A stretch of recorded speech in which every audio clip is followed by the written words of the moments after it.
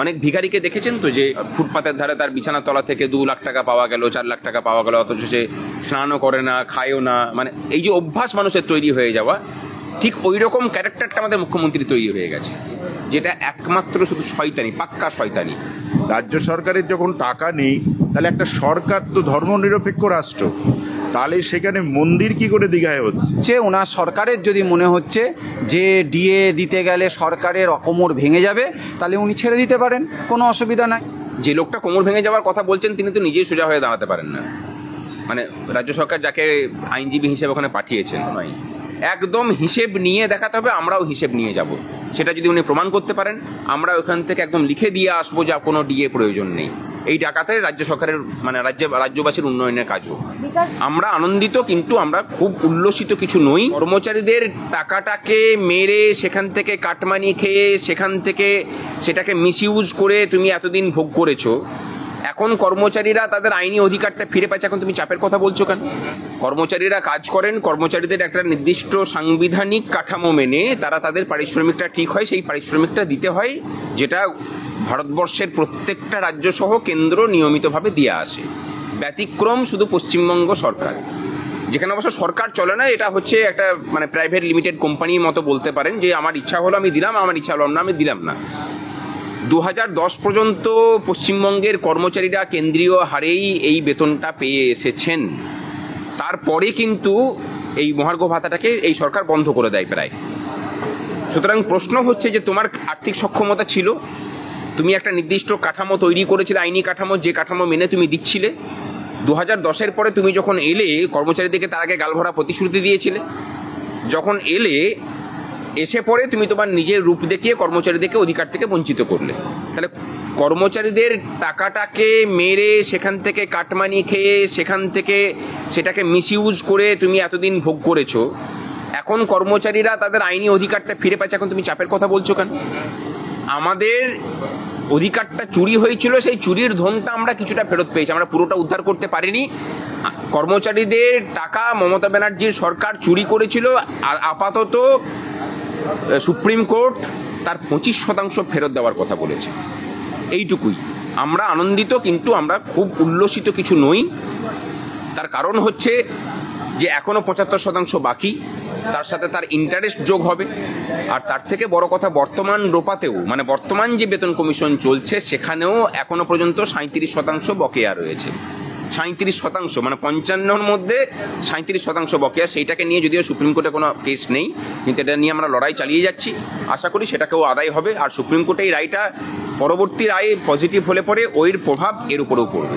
টাকা তো কোনো সময়ই থাকে না, কিন্তু ওনার সাধের যেসব প্রকল্পগুলো হয়, তখন দেখা যায় যে ঝুলি থেকে টাকাটা বেরিয়ে পড়ে। অনেক ভিখারিকে দেখেছেন তো, যে বাসে ট্রেনে ঘুরে বেড়ায়, খবর হয়, আপনাদের বিভিন্ন চ্যানেলের মাধ্যমে খবর করা যায় যে তার ফুটপাতের ধারে তার বিছানার তলা থেকে 2 লাখ টাকা পাওয়া গেল, 4 লাখ টাকা পাওয়া গেল, অথচ সে স্নানও করে না, খায়ও না। মানে এই যে অভ্যাস মানুষের তৈরি হয়ে যাওয়া, ঠিক ওই রকম ক্যারেক্টারটা আমাদের মুখ্যমন্ত্রী তৈরি হয়ে গেছে।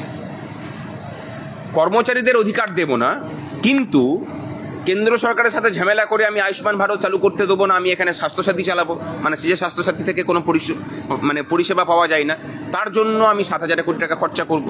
আমি দুর্নীতি করব, দুর্নীতি করার জন্য আমার 100 দিনের প্রকল্প বন্ধ হবে, তার জন্য আমি 7,000 কোটি টাকা খরচা করব। কেন্দ্র সরকারের আবাস যোজনা, প্রধানমন্ত্রী আবাস যোজনা, সেখানে দুর্নীতি হবে, কেন্দ্র দেওয়া টাকার হিসেব চাইলে আমি সেই হিসেব দেবো না, আমি বলবো যে আমি আমার টাকা থেকে খরচা করে দেবো। তাহলে সেই টাকাগুলো আসছে কোথা থেকে, যদি টাকা না থাকে? টাকা না থাকলে তো তার প্রভাবটা প্রত্যেকটা প্রকল্পের উপরে পড়বে। সেটা না হয়ে যখন দেখা যাচ্ছে যে টাকা না থাকার কথাটা শুধুমাত্র কর্মচারীদের পাওনাগন্ডা মেটানোর সময় বলা হচ্ছে, তাহলে বুঝতে হবে যে এটা একমাত্র শুধু শয়তানি, পাক্কা শয়তানি, এটার অন্য কোনো কারণ নেই। টাকা আছে, আমাদের সাথে বসুক, যে আলোচনা হবে সে তার লাইভ টেলিকাস্টিং হোক, তাদের পক্ষ থেকে যত বিশেষজ্ঞকে বসাতে পারেন বসাবেন, আমরা কাগজ কলম নিয়ে বসবো। প্রতি বছর কর্মচারীদের বেতন বাবদ খাত থেকে মোটামুটি 10 থেকে 12,000 কোটি টাকা উনি প্রতি বছর সাশ্রয় করেন, মেরে দেন আর কি। সাশ্রয় করেন বলাটা ভুল হলো, মানে টাকাটা মেরে দেন। ধরুন 6 লক্ষ শূন্য পদ আছে, এই শূন্য পদের এগেনস্টে কেন্দ্র সরকারের কাছ থেকে বেতনের একটা অংশ নিয়ে আসে, অথচ সেগুলোতে নিয়োগ হয় না। নিয়োগ যেগুলোতে করে রেখেছেন সেগুলোকে অস্থায়ী নিয়োগ করে রেখেছেন। তাহলে এর যে ডিফারেন্সটা, এই 6 লক্ষ শূন্য পদের কেন্দ্রের কাছ থেকে প্রাপ্ত টাকার সেখানে খরচা না হওয়া, আমাদের জন্য কেন্দ্রীয় হারে ডিএর অ্যালটমেন্ট হওয়া, সেগুলো খরচা না হওয়া, এই যে হাজার হাজার কোটি টাকা, এই টাকাগুলো তিনি জাস্ট নয়ছয় করছেন, অন্য কোনো কিছু নেই। টাকা আছে, টাকা দেওয়ার মতো সদিচ্ছা নেই। যখন কর্মচারীদের ঐক্য প্রতিষ্ঠিত হয়নি, তখন যখন ঘেউ ঘেউ কথা বলেছিলেন, তখন সংগ্রামী যৌথ মঞ্চ নামক ওনার প্রবল প্রতিপক্ষ ছিল না। এখন সংগ্রামী যৌথ মঞ্চের জামানায় আরেকবার বলুন না যে ঘেউ ঘেউ এই শব্দটাকে উচ্চারণ করতে, বাকিটা সংগ্রামী যৌথ মঞ্চ বুঝে নেবে। কত উনি মুখ্যমন্ত্রী আর কত কোন মন্ত্রী আছেন, বাকিটা আমরা বুঝে নেব। আদালত রায় দেয়, যাদের পক্ষে রায় গেল তাদেরও একটা দায়িত্ব থাকে সেটাকে আন্দোলন করে সেই রায়কে কার্যকরী করানো। সরকার যদি না দিতে চায়, তারপরেও যদি এই রাজ্যের কর্মচারীরা মানে চাতক পাখি হয়ে বসে থাকেন, তাহলে তা আমি বলবো যে তাদের অধিকার পাওয়ার অধিকার নেই। আর যদি কর্মচারীরা জোট বেঁধে দলমত নির্বিশেষে পথে নামতে পারেন এই রায়কে, মানে সুপ্রিম কোর্টের রায়কে ইমপ্লিমেন্ট করানোর জন্য, তাহলে অধিকার পাবেন। আন্দোলনে পড়লে পরে চাপ পড়লে বাপ বলতে বাধ্য, সেটা তো আমরা এখানে বসে বসে দেখিয়েছি। আমরা এখানে যখন শুরু করলাম তার আগে 3 বছর এই সরকার কোনো ডিএ দেয়নি। আমরা আন্দোলন করে এই সরকারের কাছে প্রথম 1 বছরের মধ্যে 3 বার ডিএ আদায় করেছি। ডিএ দেওয়ার কথা বছরে 2টো করে, উনি বিগত 14 বছর ধরে একবার করে দিয়েছেন অথবা দেয়নি, এরকম চালিয়ে গেছেন। সেখানে 1 বছরে 3 বার দিতে বাধ্য করেছি। সুতরাং মানে ঠিকঠাকভাবে চাপ দিতে পারলে পাওয়া যাবে, অবশ্যই দিতে বাধ্য। যে লোকটা কোমর ভেঙে যাওয়ার কথা বলছেন তিনি তো নিজেই সোজা হয়ে দাঁড়াতে পারেন না। মানে রাজ্য সরকার যাকে আইনজীবী হিসেবে ওখানে পাঠিয়েছেন, তা আগে তিনি মানে সত্য কথাটা বলার প্র্যাকটিস করুন। আদালতে গিয়েও এরা আদালত কক্ষের বাইরেও যেমন মিথ্যা কথা বলেন, আদালতের ভিতরেও এরা মানে সমানভাবে মিথ্যা কথাগুলো বলে যান। উনি তথ্য দিয়ে প্রমাণ করুন যে কোমর ভেঙে যাবে, তারপর আমরা মেনে নেব। আগে তথ্যটা দিন। নয় একদম হিসেব নিয়ে দেখাতে হবে, আমরাও হিসেব নিয়ে যাব। সেটা যদি উনি প্রমাণ করতে পারেন, আমরা ওখান থেকে একদম লিখে দিয়ে আসবো যে কোনো ডিএ প্রয়োজন নেই। এই টাকাতে রাজ্য সরকারের মানে রাজ্যবাসীর উন্নয়নের কাজ হোক। নিজে গোটা কলকাতা থেকে তোলাবাজি করে, জায়গা জমি বিক্রি করে দিয়ে, রিয়েল এস্টেটের বিজনেস করে হাজার হাজার কোটি টাকার মালিক হয়ে উনি ফকির সেজে থাকেন। তাদের মুখ থেকে এসব কথা বেরোবে না তো আপনি কি মানবিক মানে জায়গা আশা করেন নাকি? তাই অমানবিক এবং বর্বর সরকার, এদের কাছ থেকে অন্য কিছু আশা করা যায় না। আমরা এর বিরুদ্ধে খুব সত্বর প্রতিবাদ মিছিল করে তাদেরকে সংহতি জানাবো। লড়াই চলবে। মুখ্যমন্ত্রী বারবার করে যে বলে দেয় যে দয়ার দান, সুপ্রিম কোর্ট প্রমাণ করে দিয়েছে এটা দয়ার দান নয়, এটা আমাদের অধিকার, আমরা ছিনিয়ে নেব। উনি বারবার বলছেন, ওনার সরকার থেকে বলা হচ্ছে কোমর ভেঙে যাবে, ওনাকে কেউ মাথার দিব্যি দিয়ে বসে নেই, এটা জমিদারি নয়, কেউ অক্ষম হতেই পারে, ছেড়ে দিক। পরবর্তী যারা আছে তারা এসে চালাবে, তারাও যদি না পারে তারাও ছাড়বে। এখানে পশ্চিমবঙ্গে যোগ্য ব্যক্তির কোনো অভাব নাই। ওনার যদি মনে হচ্ছে, ওনার সরকারের যদি মনে হচ্ছে যে ডিএ দিতে গেলে সরকারের কোমর ভেঙে যাবে, তাহলে উনি ছেড়ে দিতে পারেন, কোনো অসুবিধা নাই। আর একটাও কথা বলতে চাই যে উনি বলেছিলেন যে ঘেউ ঘেউ করবেন না, তো তার উত্তরে এই কথাটাই বলতে পারি যে আমরা যে ভাষাতেই কথা বলি না কেন, সুপ্রিম কোর্ট সেই কথা বুঝেছে এবং তার উচিত জবাব থাপ্পড়ের মাধ্যম দিয়ে রাজ্য সরকারকে জানিয়েছে। এই দিনে যে সুপ্রিম কোর্টের থাপ্পড়টা উনি সুপ্রিম থাপ্পড় খেয়েছেন। যদি এতেও সরকারের না ঘুম ভাঙে, এরপরেও যদি সরকার আমাদের 25% ডিএ 1 মাসের মধ্যে 28 দিনের মধ্যে না দেয়, তাহলে আমাদের এই যে সংগ্রামী যৌথ মঞ্চের আন্দোলন আরও তীব্র থেকে তীব্রতর হবে। আমরা এটুকু স্বীকৃতি পেয়েছি যে ডিএটা কারো দয়ার দান নয়, মহামান্য সুপ্রিম কোর্ট নির্দেশ দিয়েছেন ডিএটা আমাদের অধিকার, চাকরি জীবনের অধিকার। যার 100% আমাদের বাকি আছে, তার থেকে 25% কোর্ট দিতে বলেছে। যদি নির্দিষ্ট সময়ের মধ্যে না দেন, তার জন্য সংগ্রামী যৌথ মঞ্চ যেমন আইনি লড়াই করবে, তেমন রাস্তার আন্দোলনে থাকবে। কতটা কার্যকর হবে? কার্যকর মানে সুপ্রিম কোর্টের রায় তো রাজ্য সরকার আশা করি মানতে উনি বাধ্য হবেন। তার কারণ হচ্ছে বলছেন তার কাছে টাকা নেই বললে তো শুনবে না। তার কারণ হচ্ছে কোর্ট তো একটা লজিকে চলে, এবং তো এই রায়টা তো আজকে দেয়নি, হাইকোর্ট তো আজকে 2022 সালে রায়টা দিয়েছেন। সেই রায়ের এগেইনস্টে ওনারা সুপ্রিম কোর্টে গেছেন, কিন্তু সুপ্রিম কোর্টে গেলেও এই রায়ের যে খুব একটা বেশি কিছু হেরফের হবে বলে মনে হয় না। যদি রাজ্য সরকার এই টাকা যদি না দিতে পারে তাহলে সেক্ষেত্রে সুপ্রিম কোর্টের আমরা যতটুকু জানি আর্টিকেল 360-তে অর্থনৈতিক এমার্জেন্সি জারি উনি করতে পারেন, এটা ক্ষমতা আছে। সেটা রাজ্য সরকার ভালো বুঝবেন, তা উনি দেবেন কি দেবেন না। 842 দিন হয়ে গেল, এখনো আপনারা এখানে রয়েছেন, কি বলবেন? এটা কি আপনাদের জয় নাকি রাজ্য সরকার কোনোভাবে চাপের সম্মুখীন হলো? কারণ তিনি তো বলছে তার কাছে টাকা নেই। 842 দিন ধরে বসে আছি, লড়াইটা যতদিন না শেষ হচ্ছে আমরা বসেই থাকি। মানে আমরা দেখতে চাই যে উনি কত দূর দৌড়াতে পারেন। অনেক সময় দেখা যায় না, দৌড়িয়ে আমরা মানে উনি বিভিন্নভাবে মানুষকে ভুল ভ্রান্তি বুঝিয়ে বিভিন্নভাবে মানুষের মাথায় টুপি পরিয়ে দিন চলে যাচ্ছেন। তো আমরাও দেখবো কতদিন ওই টুপি পরিয়ে চলতে থাকে। অর্থগুলো এগুলো সরকারি কর্মচারীদের অর্থ, ওনার বাপতি কোনো সম্পত্তি নয়, মানে ওনার বাবার কোনো সম্পত্তি নয় যে উনি যা খুশি করতে পারেন। কর্মচারীদের অর্থ হেফাজতে রাখুন, ছিনিয়ে নেওয়া হবে। সুপ্রিম কোর্ট বলেছে 2009 থেকে 2015 ডিসেম্বর পর্যন্ত যে ডিউ, এর একটা পরিসংখ্যান যদি আপনাদের দিই, 2010-11 সালে রাজ্য সরকারের অভ্যন্তরীণ যেই আয় ছিল সেটা 2015-16 গিয়ে 103% বেড়েছিল।